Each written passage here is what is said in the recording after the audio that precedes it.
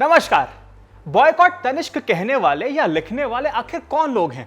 कहीं ये वो लोग तो नहीं जो बॉयकॉट सर्फ एक्सेल लिखते लिखते एमएस एक्सेल की रेटिंग गूगल प्ले स्टोर पर जाकर के कम करते हैं। खैर, किस मानसिकता के साथ ये समाज को आगे ले जाना चाहते हैं, ऐसा दम्भ भरते हैं, मेरा क्या ओपिनियन है इस पूरे प्रकरण में, आज जरा समझते हैं, इन लोगों का एनालिसिस करते हैं।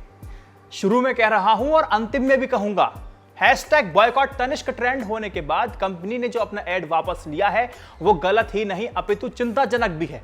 और इस बात को आपके द्वारा हल्के में लेने का मतलब देश के लोकतंत्र को हल्का करना है। कैसे? देखो जरा सोचो, जब हम यूट्यूबर कोई वीडियो बनाते हैं तो ऐसे ही नहीं बना देते, कुछ भी नहीं कह देते या कुछ भी बोल दिया हो जाएगा।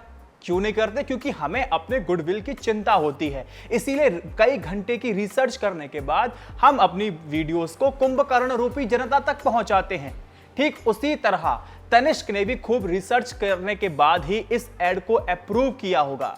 कई स्टेजेस से ये एड गुजरा होगा, तब जाकर के सोशल मीडिया पर इसको पब्लिश किया होगा। ऐसा ही तो हुआ होगा। लेकिन मुट्ठी भर ट्रोलर की वजह से एड को हटा देना कहीं फिल्म पद्मावती के लिए करणी सेना का मुफ्त प्रमोशन जैसा काम, तो कहीं तनिष्क जो कि टाटा का प्रोडक्ट है वही काम ट्रोलर के जरिए तमाम न्यूज चैनल सोशल मीडिया के प्लेटफॉर्म से करवा लिया। क्या यह संभव हो सकता है? यह स्ट्रेटजी किसी नई कंपनी के लिए ऐसी कंट्रोवर्सी क्रिएट करना, हाईलाइट होना, लोग बात करेंगे, पोस्ट होंगी, ब्लॉग लिखे जाएंगे, वहां काम कर सकती हैं और करती भी हैं। लेकिन टाटा जैसी वेल रेप्यूटेड कंपनी के लिए क्या यह काम करेगी?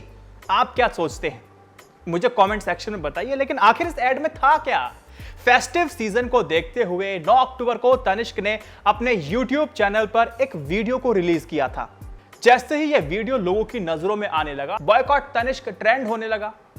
कहा जाने लगा कि ये जो विज्ञापन है वो लव जिहाद को बढ़ावा दे रहा है और वीडियो को हटाए जाने की मांग करने लगे। इस वीडियो में ऐसा था क्या, वो समझिए। एक हिंदू महिला को दिखाया गया है जिसकी शादी मुस्लिम परिवार में हुई है। वीडियो में महिला की गोद भराई का फंक्शन चल रहा है और इस दौरान मुस्लिम परिवार हिंदू रस्मों रिवाज को निभाता नजर आता है। वीडियो के अंत में प्रेग्नेंट महिला अपने सास से पूछती है, माँ ये रस्म तो आपके घर में नहीं होती है ना? इस सवाल के जवाब में उसकी सास कहती है कि बेटियों को खुश करने की रस्म तो हर घर में होती है ना।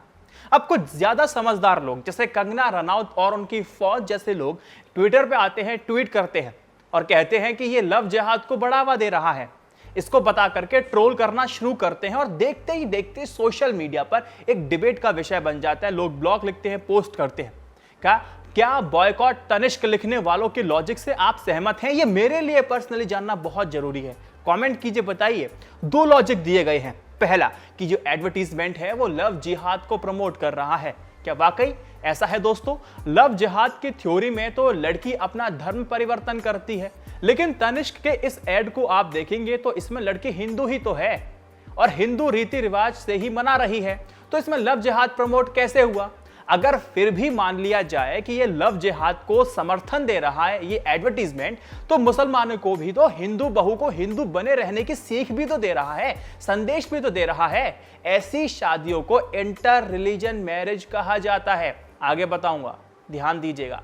लव जिहाद शब्द पहले 2009 में आया था और आपको यह पता होना चाहिए कि 2015 तक लव जिहाद शब्द को कानूनी मान्यता प्राप्त नहीं की गई थी। लेकिन 2016 के बाद सुप्रीम कोर्ट ने मान लिया कि लव जिहाद होता है। आप चाहे तो गूगल करके अखिला, अशोकन और शफीन का केस भी पढ़ सकते हैं। सुप्रीम कोर्ट क्या कहता है वो भी थोड़ा आप जान लीजिए। इंटर रिलीजन मैरिज को लेकर के क्या मान्यता प्राप्त है या नहीं है, इसको लेकर के आप समझ लीजिए। देखिए, मैं आपको एक बात बताता हूं कि एक मामले की सुनवाई के दौरान सुप्रीम कोर्ट ने अंतर जातीय यानी कि इंटर कास्ट मैरिज और अंतर धार्मिक शादियां जिसे कहते हैं इंटर रिलीजन मैरिज को बढ़ावा दिया जाना है, सुप्रीम कोर्ट ने कहा था। और यह भी कहा गया था कि हिंदू मुस्लिम के बीच शादी मान्य होती है। अगर कानूनन हिंदू और मुस्लिम जोड़े शादी करते हैं तो इसमें दिक्कत क्या है? ये कोर्ट का बयान है, लेकिन अगर आप रियलिटी में देखेंगे तो 2005-6 के नेशनल फैमिली हेल्थ सर्वे के आंकड़े के मुताबिक भारत में होने वाली कुल शादियों में सिर्फ 10% शादियां ही इंटरकास्ट होती हैं और वहीं इंटर रिलीजन यानी कि अंतर धार्मिक विवाह सिर्फ 2.1% होते हैं। This is the ground reality. दूसरा तर्क दिया जाता है कि तनिष्क हिंदू बहू की जगह अगर मुसलमान बहू क्यों नहीं दिखाता है, अगर दिखाता तो फतवा जारी हो जाता। कहने का मतलब यही है कि हिंदू परिवारों में अगर मुसलमान की लड़की को देखते ही कट्टर इस्लामिक बवाल मचा देते और सोशल मीडिया पर और जो आप कर रहे हैं क्या वो बवाल से कम है? आप में और उन मुसलमानों के कट्टरपंथ में क्या अंतर रह जाता है? अगर उनका कट्टरपंथ गलत है तो आपका भी तो कट्टरपंथ सही कैसे हो जाता है? हुजूर पहले मुझे आप ये बताइए, क्या समाज में कट्टरपंथ की जगह होनी चाहिए? असली सवाल तो ये है, आखिर क्या होता है कट्टरपंथ? इस एग्जाम्पल से समझने की कोशिश कीजिए। मैं कट्टरपंथी हूं और जब मैं किसी विचारधारा विशेष की ABCD भी नहीं जानता और कुछ भाषणखोर नेताओं, जिसको मैं बकैत कहता हूं, बकैत नेता कहता हूं, कि कहने पर जब उस विचारधारा का झंडा लेकर के रोड पर निकल जाऊं और साथ ही किसी भी हद तक मानवता को नुकसान पहुंचाने पर आमदा हो जाऊं, तो वो है एक कट्टरपंथ। कट्टरपंथ एक जहर जो किसी भी देश, समाज, वातावरण, धर्म, जाति के लोगों में फैल सकता है। ध्यान रहे, कोई भी मानवीय बुराई किसी धर्म संप्रदाय की परवाह नहीं करता है। अच्छाई एवं बुराई सर्वथा धर्म से परे है और किसी भी तरह की कट्टरता का समर्थन नहीं करना चाहिए, खास करके एक समझदार व्यक्ति को। अब ऐसे चिरकुट कहां से आते हैं जो इस तरह के तर्क देते हैं जिसका ना कोई सिर होता है ना पैर होता है? ऐसे लॉजिक को सपोर्ट करने वालों की भीड़ भी जुट जाती है और कतार बड़ी लंबी होती है। वजह है सिर्फ एक एजुकेशन। वो भला कैसे? NACC की रिपोर्ट खुद बताती है कि 68% यूनिवर्सिटीज या तो एवरेज हैं या फिर बिलो एवरेज हैं। 91% जो कॉलेज हैं या तो एवरेज हैं या बिलो एवरेज हैं। अब आप सोचिए कि कितनी मेहनत के साथ हम लोगों को इंसान से गधा बनाया जा रहा है, यानी कि एजुकेशनल इंस्टीट्यूशन से निकलने के बाद आप स्मार्ट नहीं, स्मार्ट, डैशिंग, हैंडसम गधे बन करके निकल रहे हैं। अब आपको अगर इंस्टीट्यूशन गधा बना रहा है तो आप कर क्या सकते हैं? जो किताबें मैं पढ़ रहा हूं तो वो मैं आपको रिकमेंड कर सकता हूं। कौन सी किताबें हैं, लिंक्स आपका डिस्क्रिप्शन में दे सकता हूं, जाके पढ़िए, समझने की कोशिश कीजिए। और जब मैं YouTube वीडियोस बनाता हूं तो मैं कौन कौन सामान का इस्तेमाल करता हूं, आप पर्सनली पूछने के बजाय आप मेरा YouTube का डिस्क्रिप्शन लिंक चेक कीजिए, वहां मैंने सबके लिंक दे रखे हैं और शायद आपको अभी कुछ डिस्काउंट भी मिल जाए। चेक जरूर कीजिएगा। हैशटैग बॉयकॉट तनिष्क ट्रेंड करने के बाद टाटा कंपनी का एड वापस ले लेना, ये कहीं लोकतंत्र पे भारी ना पड़ जाए।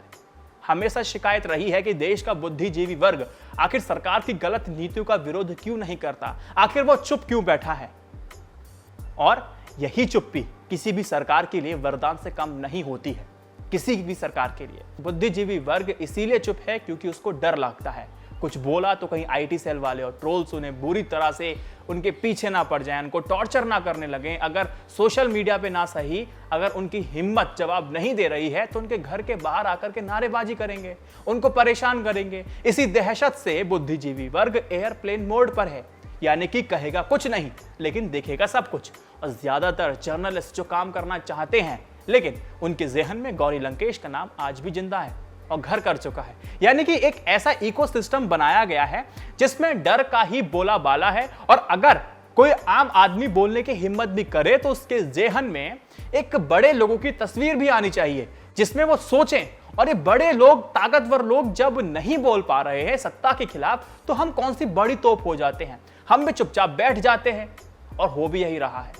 तनिष्क का एड YouTube से हटाना इन्हीं ट्रोल्स और उन्मादी भीड़ को ज्यादा हिम्मत दे दी और कॉन्फिडेंस बिल्डअप करा दिया कि अब ये लोग जो चाहेंगे, जिसे चाहेंगे कुछ भी करवा सकते हैं, कुछ भी करेंगे। इनको प्रोत्साहित करने की जरूरत थी या हतोत्साहित करने की जरूरत थी? जवाब बिल्कुल स्पष्ट और सीधा है, हतोत्साहित करने की जरूरत थी। चलते चलते सिर्फ एक ही सवाल, क्या अब भी आप कहेंगे कि लोकतंत्र वेंटिलेटर पर नहीं है? इस वीडियो को शेयर कीजिएगा। INI न्यूज इंडिया की जर्नलिज्म को सपोर्ट करने के लिए आप पेट्रियन और YouTube मेंबरशिप ले सकते हैं और तमाम बेनिफिट्स का फायदा उठा सकते हैं। जय Hind, Vande Mataram, stay updated, stay educated, सत्यमेव जयते, नमस्कार।